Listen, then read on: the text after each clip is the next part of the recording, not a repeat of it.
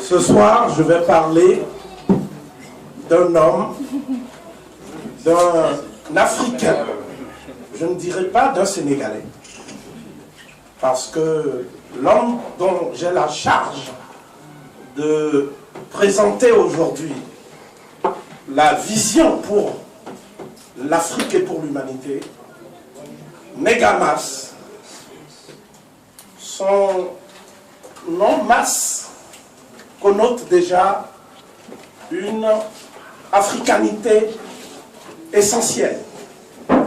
Nous connaissons les Massamba au Congo, il me semble. Il y a des Massamba au Niger, il y a des Massamba au Tchad, il y a des Massamba un peu partout, en Afrique. Mais Massamba, ça signifie essentiellement Ma Sénèbe, c'est-à-dire l'enfant qui apporte la prospérité, qui apporte la justice, l'harmonie, la paix.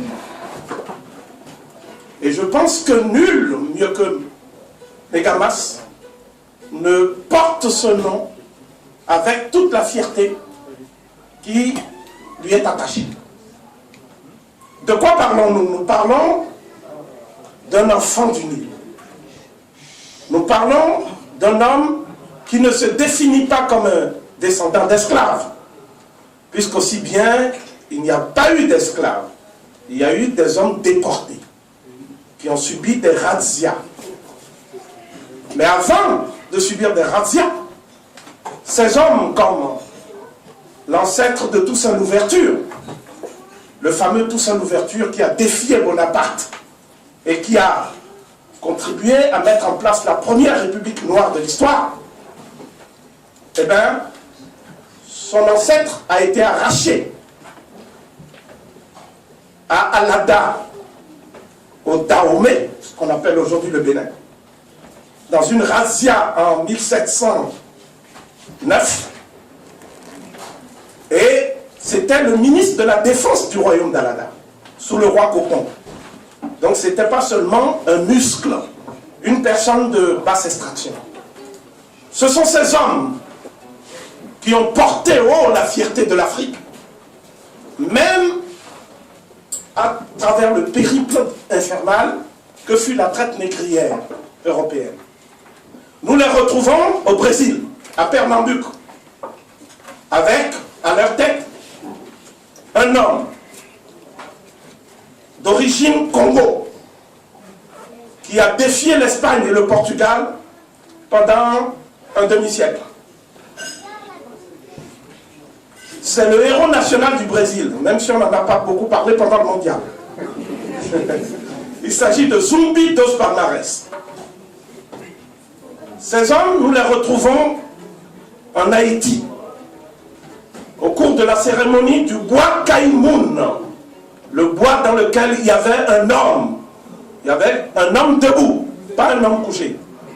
Cet homme, jamaïcain d'origine, c'était Boukman Douti. Il y a eu la cérémonie du bois caïman, et à partir de là, Haïti s'est mise en marche pour libérer tous les peuples déportés du Nouveau Monde. Bolivar porte la marque de Pétion. Mais tous ces hommes, où ont-ils trouvé le modèle d'organisation économique, sociale, juridique, politique, qui a pour ainsi dire cristallisé leur résistance? Parce qu'une résistance, ce n'est pas une révolte. Une révolte, c'est un mouvement de réaction spontanée face à une injustice donnée. Mais une résistance suppose une organisation rationnelle pour mener un combat de longue durée. La résistance anti-esclavagiste africaine, elle a commencé en Afrique. Et aujourd'hui, nous dédions cette journée à un homme, le dernier Damel du Cayor, Lat Dior Diop. Lat Dior, pour nous,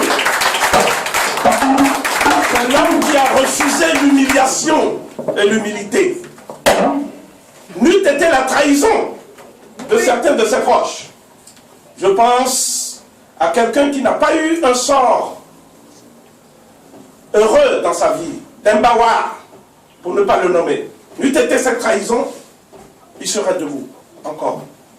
C'est-à-dire le Sénégal serait toujours la matrice de la résistance africaine qu'elle n'a jamais cessé d'être. Mais, c'est de cette extraction qu'est sorti Serigne Touba, c'est de cette extraction qu'est sorti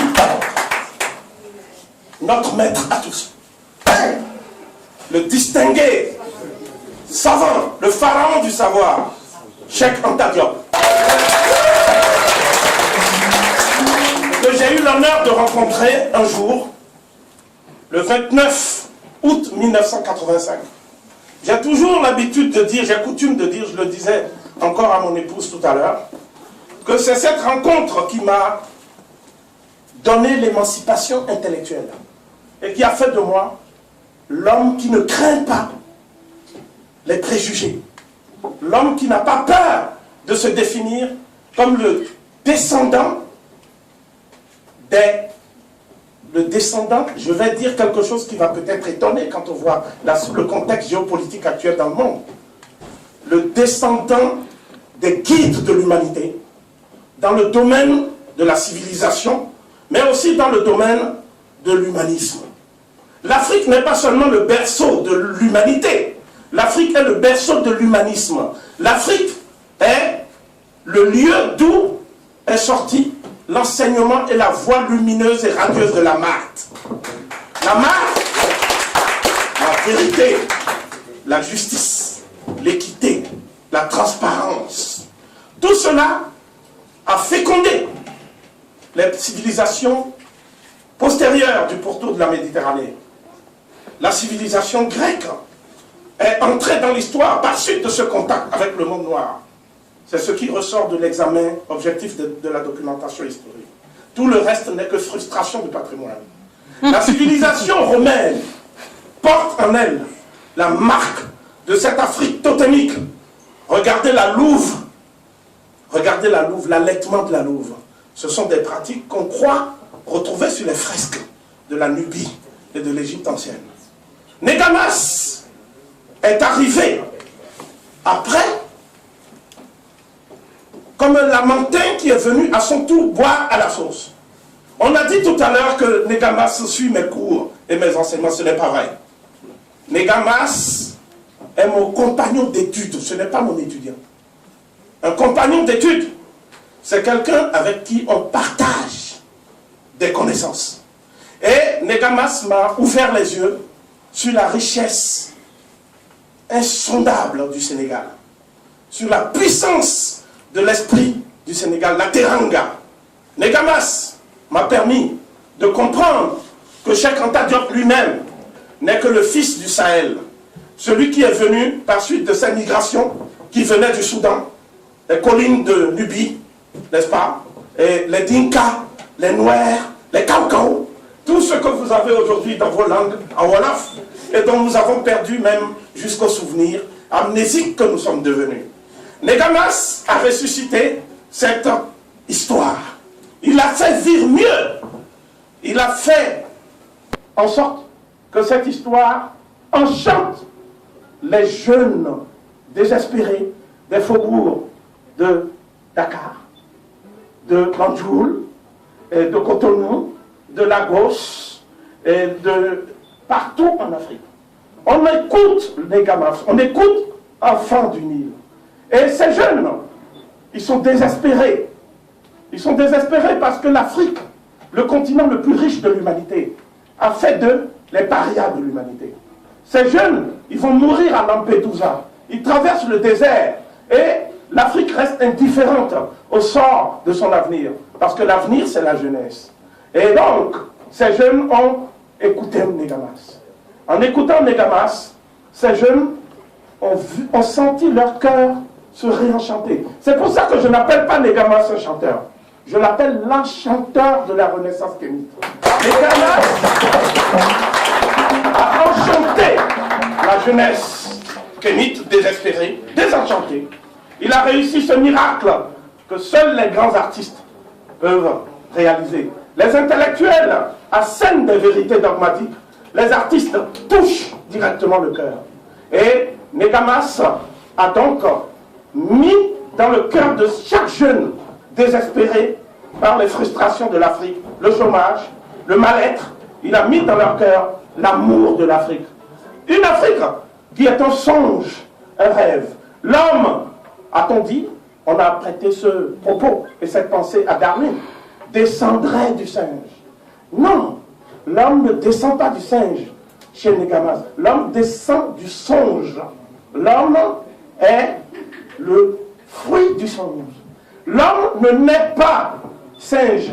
Il naît songe. Et il ne retournera pas poussière. Il retournera dans le songe. Et le songe dont nous parlons, c'est une Afrique libre, prospère, unie dans le concert des nations. Et à ce moment-là, l'Afrique redonnera au monde la joie de vivre. Et nous allons sortir de ce désespoir matérialiste, de cette impuissance existentielle qui fait de nous aujourd'hui des naufragés culturels dans le monde. Je voudrais dire, pour finir, que Negamas illustre mieux que quiconque à travers ses chansons ce que notre maître à tous, le professeur Cheikh Anta Diop, qui aujourd'hui est dans sa demeure d'éternité, pour l'éternité à Tieto, ce qu'il nous enseignait dans un ouvrage que je voudrais qu'on partage aujourd'hui ensemble, ce sera ma conclusion, Antériorité des civilisations nègres, mythes ou vérité historique. Cet ouvrage est paru en 1967 aux éditions Présence africaine. Le professeur Cheikh Anta Diop disait ceci. Aujourd'hui encore, de tous les peuples de la terre, le nègre d'Afrique noire seul peut démontrer de façon exhaustive l'identité d'essence de sa culture avec celle de l'Égypte pharaonique, à telle enseigne que les deux cultures peuvent servir de système de référence réciproque. Il est le seul à pouvoir se reconnaître encore de façon indubitable dans l'univers culturel égyptien. Ici, sans chez lui, il n'y a point dépaysé comme le serait tout autre homme, qui soit indo-européen ou sémite.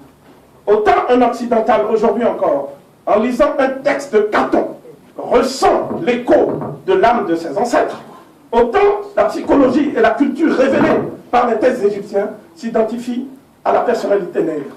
Et les études africaines ne sortiront du cercle vicieux où elles se meuvent pour retrouver tout leur sens et toute leur fécondité qu'en s'orientant vers la vallée du Nil. Réciproquement, l'égyptologie ne sortira de sa sclérose séculaire, de l'hermétisme des textes, que du jour où elle aura le courage de faire exploser la vanne qui l'isole doctrinalement de la source vivifiante que constitue pour elle le monde nègre. Merci.